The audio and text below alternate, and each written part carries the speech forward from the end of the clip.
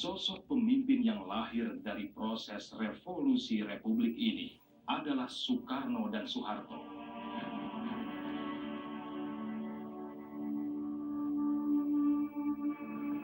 Kedua beliau ini menjadi presiden karena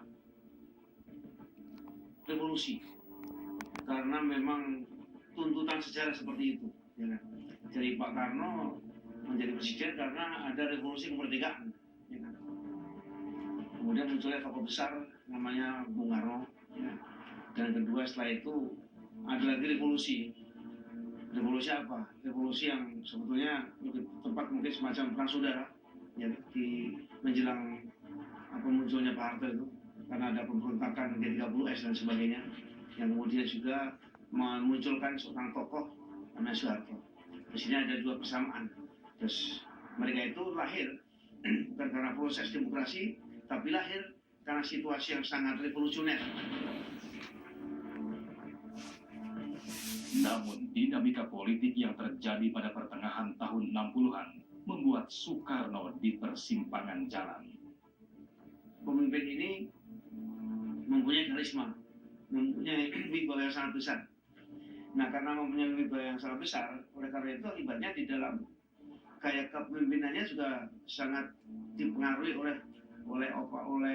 oleh sikap daripada masyarakat yang sangat hormat dan tunduk pada kedua beliau ini.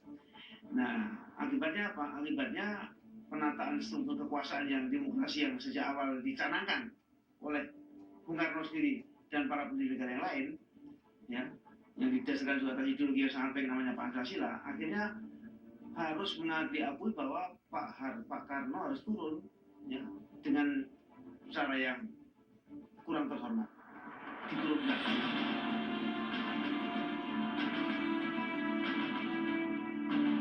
Meletusnya G30 SPKI kemudian menjadi titik balik kekuasaan. Soekarno turun tahta pada 1968.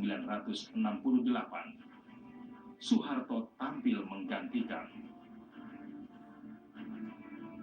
Kepemimpinan Soeharto ternyata tidak jauh berbeda dengan Soekarno. Soeharto menjadi sentral kekuasaan. Kepemimpinan dia memang juga diwarnai oleh kepemimpinan yang lebih besar wibawa Soeharto daripada lembaga-lembaga yang lain. Dan memang saya kira memang Pak Harto juga kecenderungan untuk menjadi seorang yang memang berkuasa yang dengan tujuan baik, berkuasa pembangunan, ya kan, supaya ada sentralisasi kekuasaan, supaya persatuan-kesatuan bisa dipertahankan. Itu akhirnya juga sama menjadi otoritarian dan juga sangat disayangkan jatuh dengan cara yang kurang nyaman.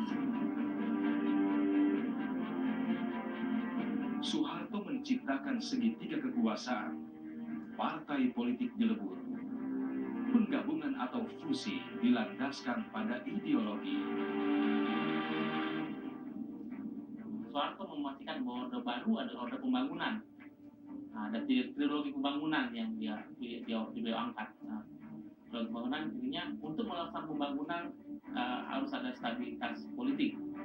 Nah, stabilitas politik juga dengan apa? Dengan kekuatan ada tiga partai politik. Jadi ada baik-baik partai Golkar, lalu beberapa fusi partai, golongan karya, kelompok karya menjadi partai Golkar, pada saat itu Golkar, kelompok karya Golkar, lalu beberapa partai masuk ke PDI, lalu beberapa partai Islam masuk ke P3, sehingga tiga partai menjadi model bagaimana sudah Soeharto mencoba menciptakan stabilitas politik. Karena dia ujungnya adalah pembangunan ekonomi, itu hanya bisa terlaksana dengan stabilitas politik. Okay. Tapi kemudian praktek yang dijalankan dengan proses pelita pembangunan 5 tahun itu, pemilu menjadi rutinitas disebut pesta demokrasi yang sebenarnya hanya menjustifikasi kekuasaan Partai Golkar untuk melanjutkan kekuasaan. Tidak ada sebenarnya pemilu dengan sistem wakil rakyat. DPR pada waktu itu DPR hanya untuk mengesahkan Soeharto sebagai presiden berikutnya.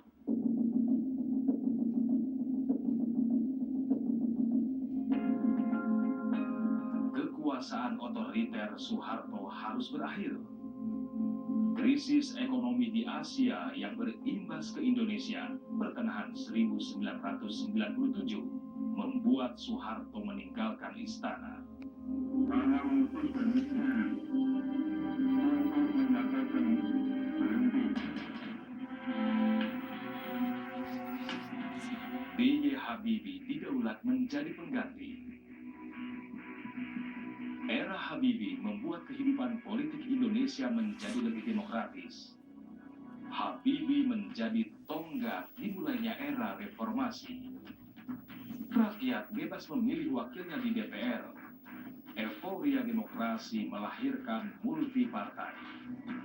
Meskipun kepemimpinan Habibie tidak berlangsung lama, banyak capaian yang dihasilkan. Salah satunya adalah pemilu 1999.